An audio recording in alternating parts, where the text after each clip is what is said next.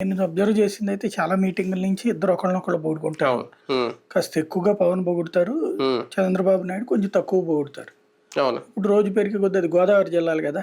పవన్ హ్మ్. మీద కొంచెం ఫీలింగ్ ఎక్కువ ఉంటుంది కాబట్టి హ్మ్. పవన్ గురించి కొంచెం ఎక్కువ పొగిడారు. హ్మ్. అదే సందర్భంలో అక్కడ ఉన్నటువంటి పబ్లిక్‌లో ఒక ప్రాబ్లమ్ ఉంది గదా! హ్మ్. మనం అంటే పవన్ కళ్యాణే సీఎం కావాలని కోరుకునేటటువంటి కాపు సామాజిక వర్గంలో హ్మ్. ఒక నెగటివిటీ వస్తుంది కాబట్టి హ్మ్. దాన్ని కవర్ చేయడానికి అసలు రాష్ట్రానికి చంద్రబాబు ఎంత అవసరము?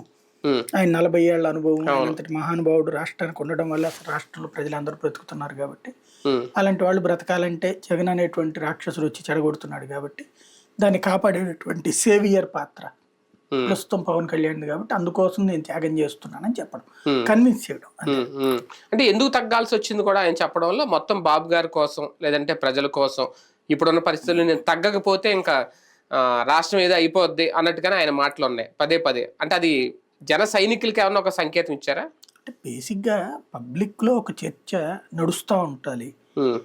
ఏంటి అంటే పొత్తు మీదనే చర్చ నడుస్తుంది. హ్మ్. అసలేంటి పొత్తు? 21 సీట్లే ఏంటి? అవును. 24 అంటే ఏంటి? మళ్ళీ అందులో తీసుకోవడం ఏంటి? బీజేపీ 10 ఇవ్వడం ఏంటి? అన్నటువంటిది. హ్మ్.